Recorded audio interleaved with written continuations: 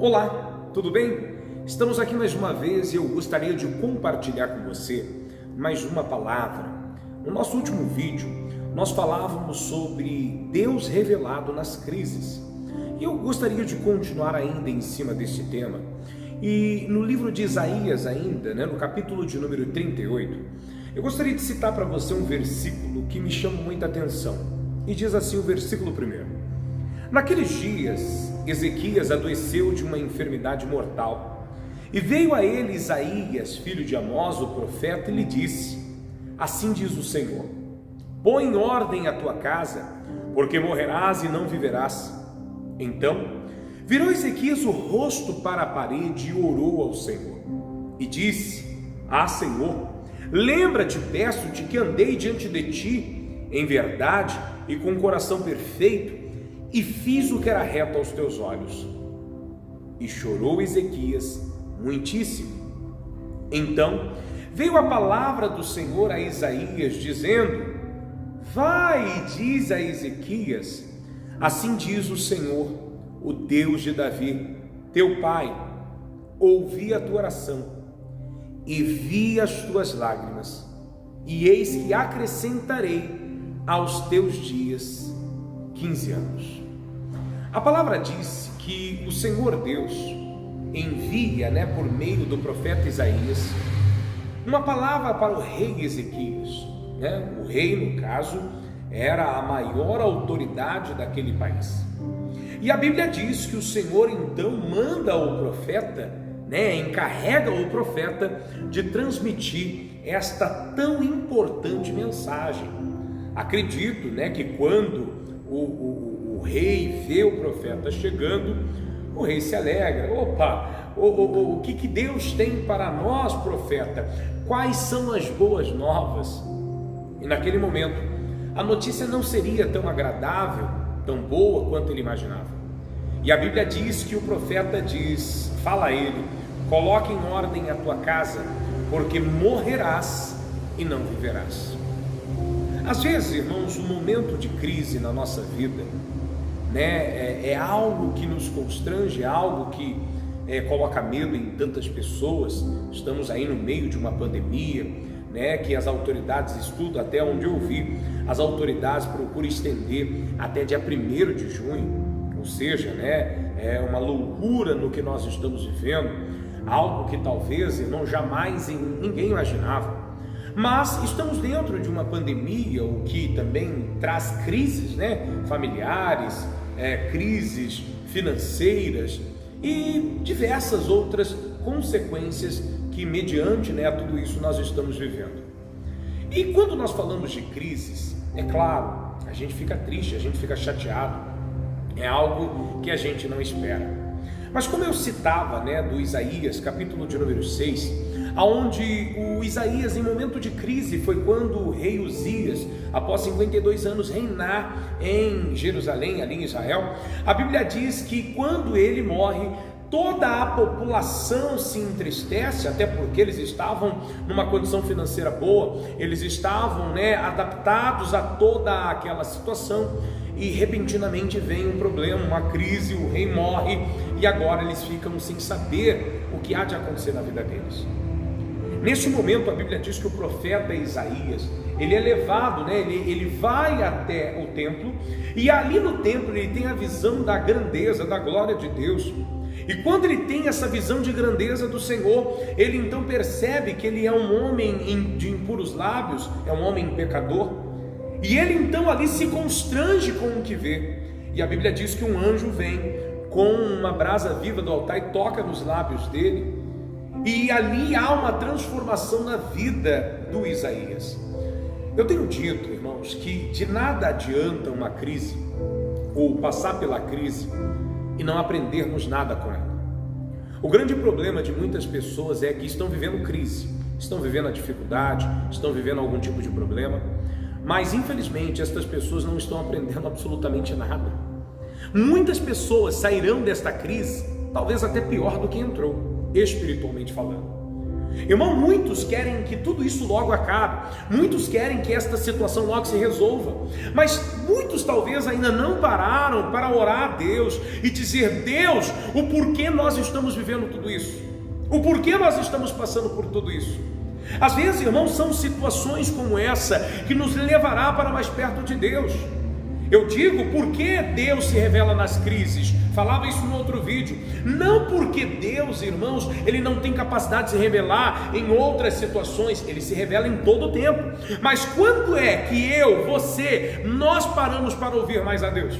Quando é que nós paramos para buscar mais o Senhor? Quando é que paramos para nos colocar mais diante dEle? Talvez esse tenha sido o problema. Só buscamos o Senhor quando nos compete. Só buscamos o Senhor quando a corda aperta, né? Quando o sapato aperta, quando a corda, ela laça o nosso pescoço. Mas a palavra de Deus, ela está dizendo, em um momento em que o rei Ezequias era a maior autoridade ali daquele país, daquele reino, o rei então adoece. E a palavra do profeta não é uma palavra agradável aos ouvidos, não é uma palavra de Deus vai te curar, rei, rei, Deus vai fazer a obra, vai tudo acabar bem, porque é o que nós esperamos receber em momento de crise. Mas a palavra que ele recebe é: põe em ordem a tua casa, porque Deus diz que você vai morrer.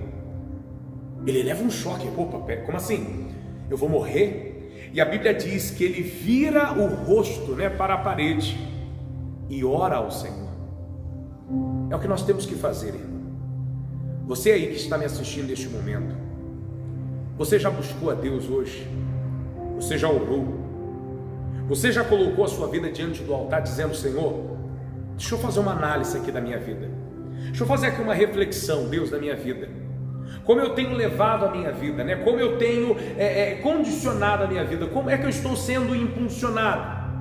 Irmão, a crise está aí, mas ao invés de nós aprendermos alguma coisa com ela, não, nós murmuramos, nós questionamos, nós reclamamos, falamos que estamos cansados, falamos que não aguentamos mais ficar em casa, mas não estamos tomando uma posição diante de Deus de perguntar: Senhor, o que o Senhor quer de mim? O porquê de tudo isso? Então lembre-se que a crise, no caso do rei Ezequias, ela veio exatamente para quê? Para mostrar para ele que ele não era, ou não estava mais sendo, aquela pessoa que ele deveria ser. Ele não estava mais orando, talvez, na presença de Deus, como ele deveria estar. E quando a dificuldade vem, é aí que nós oramos, é aí que nós buscamos, é aí que nós voltamos para a presença de Deus. Ali então ele começou a orar, ele virou o rosto para a parede, e ele começou a falar um monte de palavras que aos olhos dele pareciam perfeitas. Diz a Bíblia aqui no versículo 3: e disse: Senhor, lembra-te, peço-te que andei diante de ti em verdade. Olha aqui ele usando o verbo passado. Eu andei, eu estive, eu fazia. Às vezes, irmãos, é a nossa oração: mas Senhor, eu já ajudei tanta gente, mas Senhor, eu já fiz tantas coisas, mas Senhor, eu já pratiquei a tua palavra. Esse é o problema. Fizemos, um dia fizemos, um dia estivemos lá, um dia tomamos tal posição, mas Deus quer saber de agora. O agora é o que importa para Deus. Irmão, você já ouviu aquela expressão que águas passadas não movem moinhos? O problema, irmãos, é que nós estamos presos no nosso passado e esquecemos, irmãos, que muitas vezes as pessoas elas pensam que salvo uma vez, salvo para sempre. Esquecemos, irmãos, de exercer a nossa vida cristã. Lembra que cristão não é só carregar a Bíblia debaixo do braço, não é você só assistir uma live interessante, bacana, não é só você curtir um grupo gospel. Irmão, ser cristão é ser parecido com o Senhor. E talvez nós não estamos conseguindo ser. O que a palavra diz aqui? Que ele estava diante de Deus, confessando ali, falando para Deus palavras bonitas, mas Senhor, eu fiz, eu ajudei, eu andei na tua presença. Só que chegou um momento, irmãos, que ele foi constrangido pelas suas próprias palavras. Chegou um momento que não houve mais palavras nenhuma, não saiu palavra alguma da boca dele, e ele só conseguiu chorar. Talvez, irmãos, é o que nós precisamos fazer hoje diante de Deus. Talvez, irmãos, o que nós necessitamos nesta hora é colocar o nosso coração diante de Deus e dizer: Deus, assim como Isaías, eu sou uma pessoa de lábios impuros, eu sou pecador, eu preciso do Senhor. Perdoa-me, Senhor, se eu me distanciei do Senhor e não percebi. Perdoa-me, Senhor, se eu deixei de fazer a tua vontade.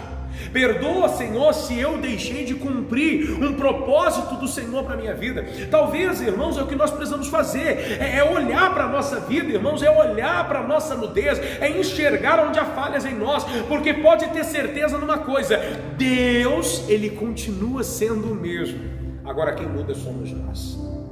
Então a mensagem que eu quero compartilhar com você é esta: neste momento de crise, nesse momento de dificuldade que nós estamos vivendo, lembre-se, a crise, ela revela Deus na nossa vida.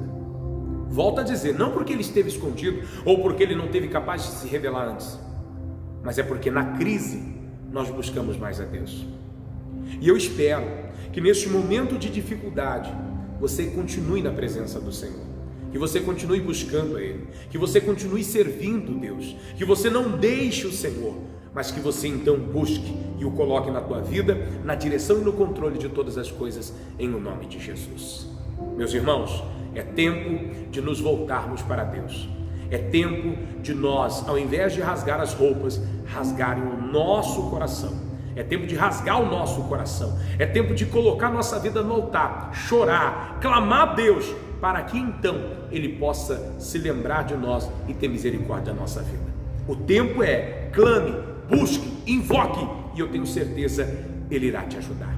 Ore comigo. Pai, em nome de Jesus, eu venho orar com esta pessoa que está em casa, no trabalho, onde ela estiver. Pai, que ela seja alcançada agora. Meu Deus, a tua palavra diz que a crise, ela revela quem é o Senhor. Meu Deus, a crise nos revela Deus. Pai, talvez há muito tempo nós não temos esta revelação. Talvez há muito tempo nós não temos o entendimento de quem é o Senhor, ou para que fomos chamados, ou para que fomos escolhidos. Pai, o Ezequias estava adoecendo, ele estava muito doente, e talvez naquele momento de doença o que ele esperava era ouvir uma palavra que Deus vai te curar, Deus está com você, Deus vai te ajudar. Mas Deus, o que ele ouviu foi: coloque a casa em ordem. Pai, somente quando nós colocamos a nossa vida em ordem, somente quando colocamos a casa em ordem, Pai, é onde o Senhor opera. Meu Deus, quantas pessoas não estão preparadas para a eternidade? Quantas pessoas não estão preparadas, meu Deus, para o dia do Senhor? Então, meu Deus, eu peço ao Senhor neste momento, ajude esta pessoa a compreender, a entender, meu Deus, que o Senhor está até nas pequenas coisas. Pai, eu apresento esta vida diante do Senhor. Oro para que o poder do Senhor entre em ação na vida dela, dando a ela vitória, bênçãos e grandes milagres, em o nome de Jesus. Amém. E graças a Deus.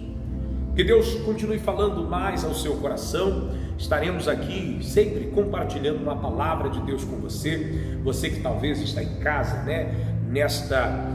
nesse recesso, neste resguardo social, nesta quarentena, mas pode ter certeza que a palavra de Deus, ela continuará semeando, sendo semeada no seu coração, que é uma terra fértil, em nome de Jesus, tá bom? Que Deus abençoe você em nome de Cristo e que logo nós possamos estar juntos para a glória de Deus. Deus te abençoe, fique na paz.